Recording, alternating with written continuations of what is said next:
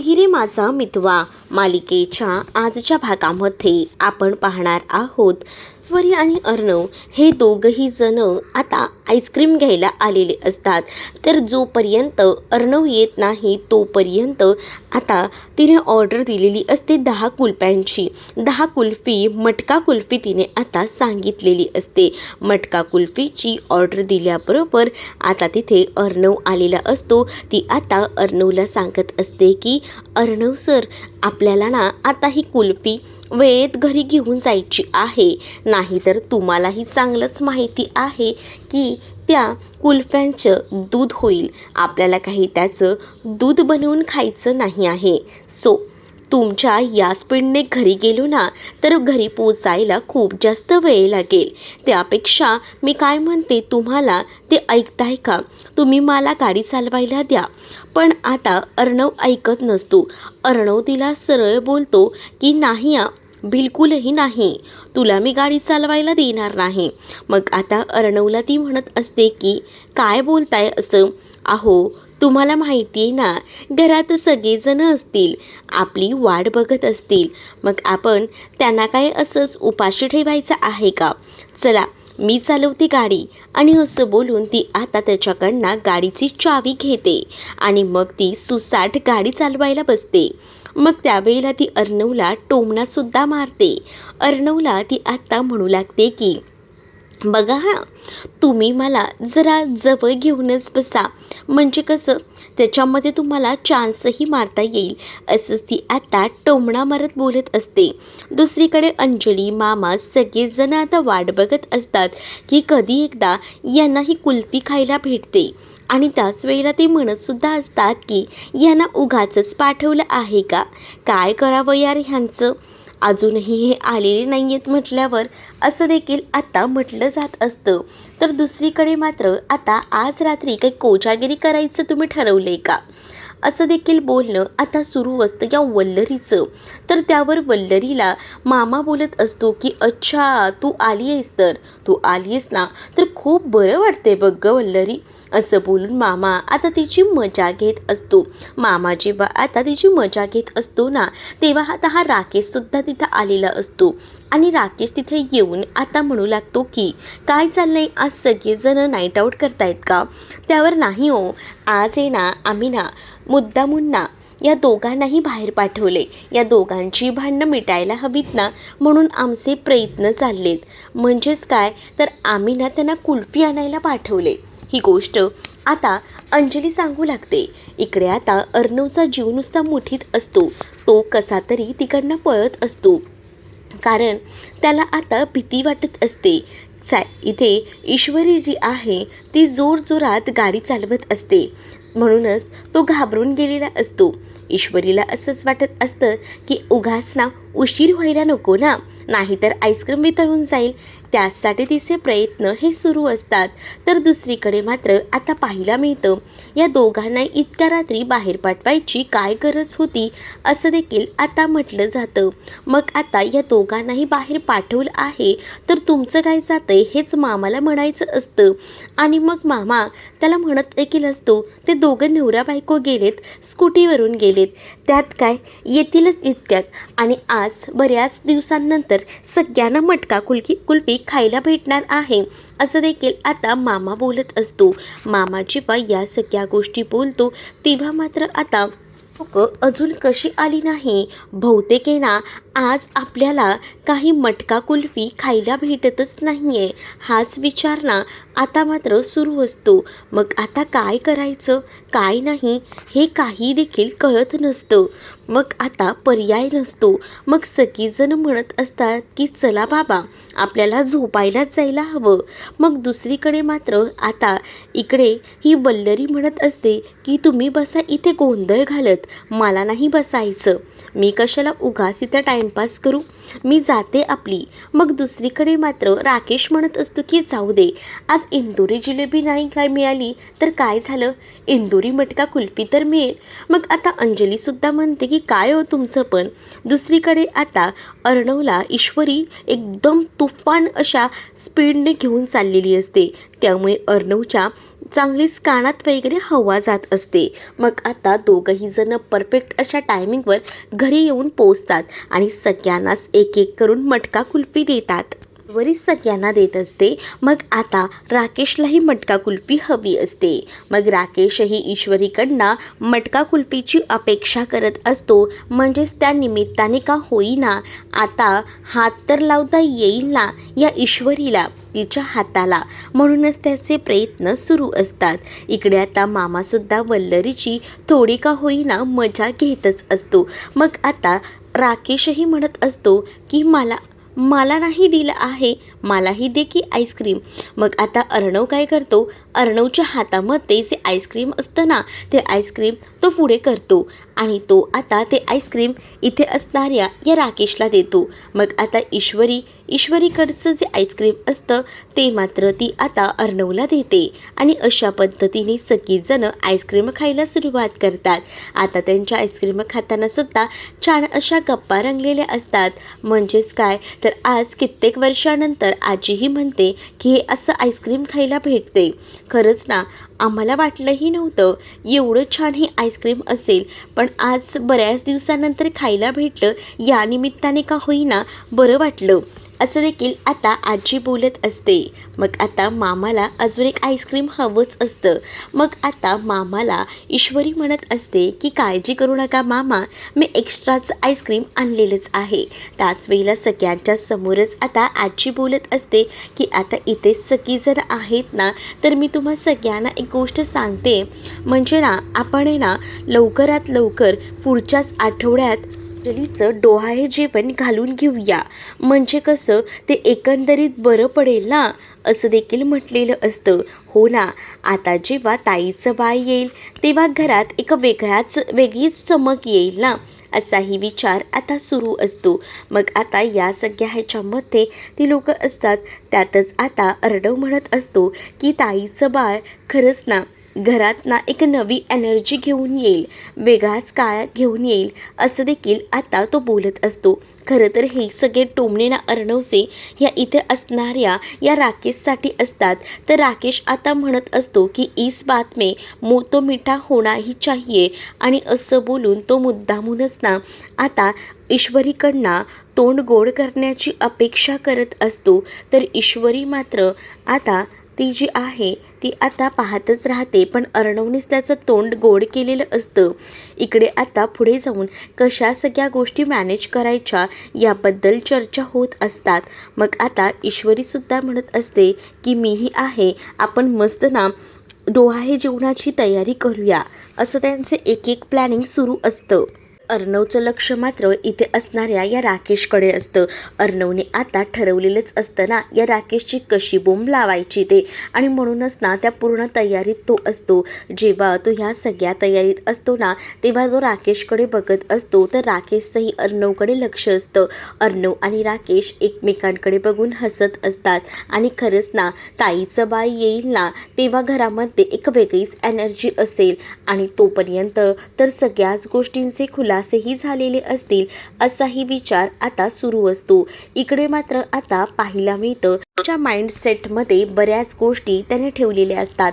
म्हणजेच काय तर लवकरात लवकर काही झालं तरीसुद्धा राकेशचा खरा चेहरा आता जगासमोर तर यायलाच हवा, खास करून घरातल्यांसमोर, अंजलीसमोर. मग आता त्याने या सगळ्या गोष्टीचं निमित्त करून ठेवलेलं असतं. पण दुसरीकडे मात्र या सगळ्या गोष्टी ज्या आहेत ना त्याचा विचार ना इकडे असणाऱ्या या राकेशनेही करून ठेवलेला असतो. म्हणजेच काय तर आता राकेशही म्हणत असतो की आता मीही बघतो मला कसंही लोक डावलतायत ते, मग मलाही लक्ष डोक्यात व्यवस्थित फिट करायचं आहे. काही झालं ना तरीसुद्धा मी ही प्रॉपर्टी घेतल्याशिवाय शांत बसणार नाही, असं देखील आता बोललं जात असतं.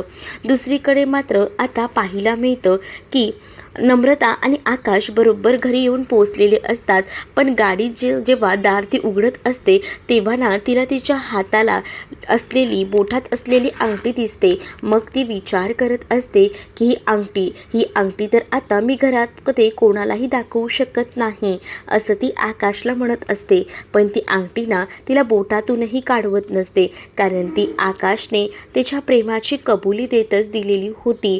म्हणूनच तिला आता या सगळ्या गोष्टींना असह्य होत असतात. पण दुसरीकडे मात्र आता पाहायला मिळतं ती अंगठी हळूच काढते सुद्धा, कारण घरात जर कळलं तर काय असाही विचार तिच्या डोक्यामध्ये येत असतो. पण ती बोटातली अंगठी हळूहळू काढायचा ती प्रयत्न तर करते, पण ती काही निघत नसते, कारण ती एका खास व्यक्तीने घातलेली असते ना, म्हणून तिच्या हातात ना ती अंगठी निघायचं नाव घेत नसते. दुसरीकडे मात्र आता पाहायला मिळतं जेव्हा ती दार उघडून जाते ती आकाशला बाय वगैरे करते.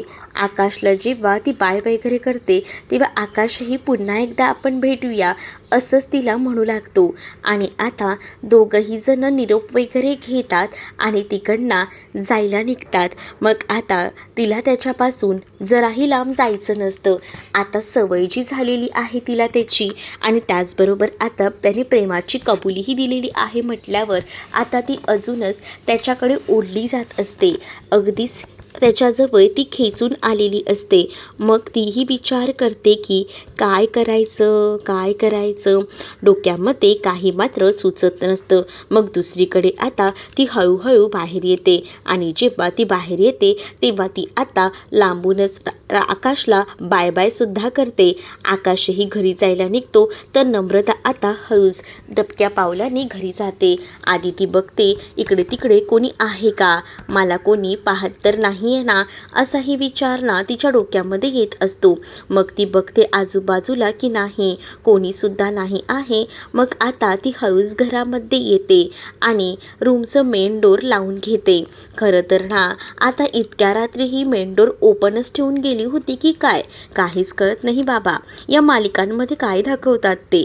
तर दुसरीकडे मात्र आता नमू दबका पावलाने घरात घुसलेली असते आणि ती आता दार वगैरे लावून घेते. मग ती आता आतमध्ये गेल्यावर सुप्रिया तिथे येते आणि सुप्रियाने आता त्या दोघांनाही पाहिलेलं असतं. म्हणजे सुप्रियाला कळलेलं असतं की ही बाहेर त्या आकाशलाच भेटायला गेलेली होती, आणि या सगळ्या गोष्टींचा आता सुप्रिया बारकाईनं विचार करते.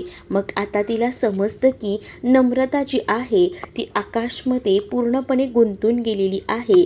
आपण कितीही विचार केला ना आता त्या दोघांना वेगळं करण्याचा, आणि ते काही आता शक्य नाही आहे. या गोष्टीही कुठेतरी आता कळून चुकलेल्या असतात. तर दुसरीकडे मात्र आता पाहायला मिळतं अर्णव जो आहे तो बरोबर या राकेशला जाऊन भेटतो, आणि राकेशला आता तो म्हणत असतो की आता ताईचं बाळ हे तुझ्यासाठी काय बनून येणार आहे. मी मगाशीही तुला म्हटलं त्याप्रमाणेच काळजी करू नकोस, सगळ्या काही गोष्टी आहेत ना त्याबरोबर मी हँडल करेन.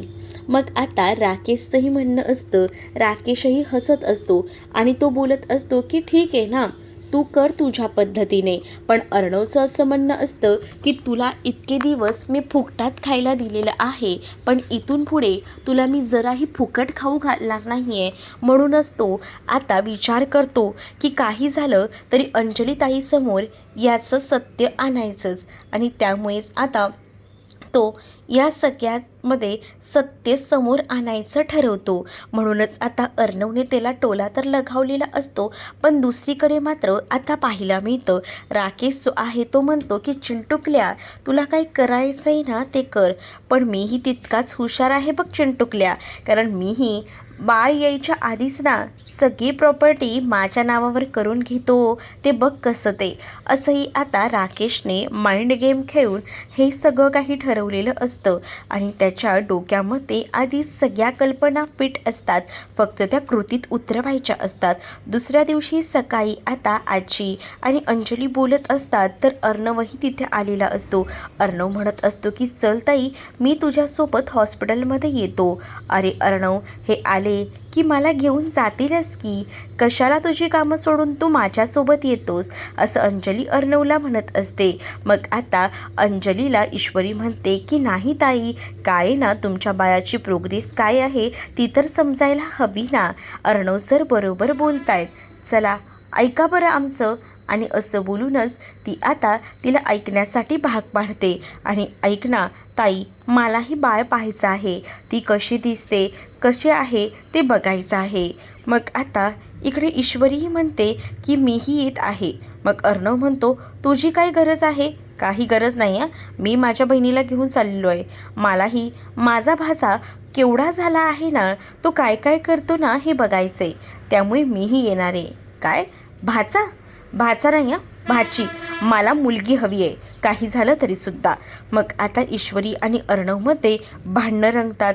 म्हणजेच आता त्यांची भांडणं ह्यासाठी होत असतात की ईश्वरी म्हणत असते की अंजलीला मुलगा होणार आहे, तर अर्णव म्हणतो की नाही, ताईला मुलगीच होणार आहे.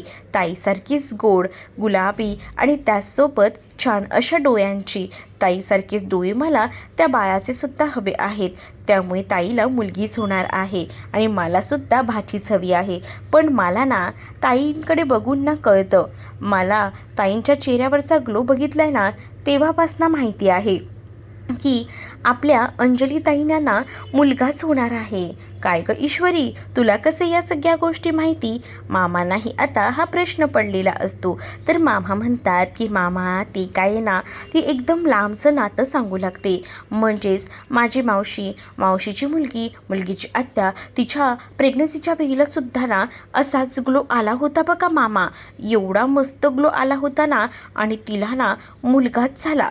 मग तेव्हापासून मला माहिती आहे असा ग्लो आला ना की मुलगाच होतो. म्हणूनच मी ठरवले ताईंच्या चेहऱ्यावरचा ग्लो बघून आपल्याला आपल्याकडे सुद्धा मुलगाच येणार आहे आणि भाचा होणार आहे, माझी इच्छा पूर्ण होणार. मग आता इकडे त्या दोघांची भांडणं होतात. त्यातच आता इकडे असणाऱ्या ईश्वरीला या त्यांच्यासोबत डॉक्टरकडे सुद्धा यायचं असतं, पण आता तो नकार देत असतो. डॉक्टरकडे वगैरे तुला मी सोडणार नाही, आम्हीच दोघं जाणार आहे. अरे असू दे रे, तिला पण घेऊन जा, एकाला दोन असलेले बरे. अरे जा रे तिला घेऊन अर्णव, भांडत कशाला बसलायत, असं आता आजी म्हणत असतात. आजीनाही आता ह्यांची भांडणं ना कुठेतरी मिटवायची असतात, म्हणून आजीना या दोघांमध्येही जरा जास्तच मध्ये मध्ये बोलत असतात. म्हणजे त्यांनाही वाटत असतं की अर्णवनं जरा रूडलीच वागतो ना या ईश्वरीसोबत सध्याला. मग आता त्यांना असं वाटत असतं की अर्णवने निदान शांत राहून या सगळ्यामध्ये तरी तिला मदत करायला हवी. दुसरीकडे आता अर्णवची जी गाडी असते ना, त्या गाडीचे ब्रेक फेल करायचं काम इकडे आता या राकेशचं सुरू असतं. का तर म्हणे त्याला आता प्रॉपर्टी हवी आहे आणि यासाठी त्याचा आता या सगळ्यामध्ये हात आहे. मग तो विचार करतो की आता हे गाडीचे ब्रेक फेल झाले की मजा येणार, माझ्या नावावर सगळी प्रॉपर्टी होणार, असाही विचार आता तो करत असतो. आणि म्हणूनच तो आता पूर्णपणे जोरात तयारीला लागतो. मग आता या सगळ्या गोष्टी तर होतातच, पण पुढे मात्र आता पाहायला मिळतं, तो विचार करतो आणि म्हणतो की चला फायनली मला हवंय ना ते मिळत आहे. आता या गाडीची जी काही ठोकर होईल ना त्यामध्ये अर्णव जाग्यावरच खपणार, कारण गाडीचे ब्रेक फेल केलेले आहेत. मग प्रॉपर्टी सगळी काही माझी होणार, असाही विचार ना आता राकेशच्या डोक्यामध्ये सुरू असतो. म्हणूनच राकेशने आता हा गेम केलेला असतो. राकेश विचार करतो की चला आपण जे काही सेट ठेवलेलं आहे तसंच करायचं. दुसरीकडे आता अर्णवला अर्जंटमध्ये एक मीटिंग आलेली असते आणि ती खूप जास्त महत्त्वाची असते, जी की प्रॉफिटेबल असते. म्हणूनच आता अंजली त्याला म्हणत असते की जा, तुझ्यासाठी तुझी मीटिंग ही तितकीच इम्पॉर्टंट आहे, तू माझा इतका विचार करू नकोस. तसंही ईश्वरी आहे ना माझ्यासोबत, आम्ही दोघीही जातो. आता ज्या गाडीचे ब्रेक फेल केलेले असतात ना त्याच गाडीने अर्णवने ह्या दोघांना पाठवलेलं असतं. मग आता ड्रायव्हर जो असतो तो म्हणत असतो की काय झालं आहे, तुम्ही असा एवढ्या गाडी का फास्ट चालवत आहात. त्यावर ते म्हणतात बहुतेक गाडीचे ब्रेक फेल झालेत आणि जोरात गाडी जाऊन एका खांबाला आपटते. मग आता इथे ईश्वरी पाहते तर काय, ईश्वरीच्याही डोक्याला लागलेलं असतं. सोबत अंजलीच्या डोक्यातनं सुद्धा रक्त येत असतं. ईश्वरी आता घाबरलेली असते. ईश्वरीला तीच काळजी असते की काही झालं तरी अंजलीताईच्या बाळाला काही व्हायला नको, म्हणून ती घाबरते. तर तुम्हाला हा भाग कसा वाटलाय कमेंटमध्ये नक्कीच सांगा आणि अशाच अपडेटसाठी चॅनलला सबस्क्राईब नक्कीच करा.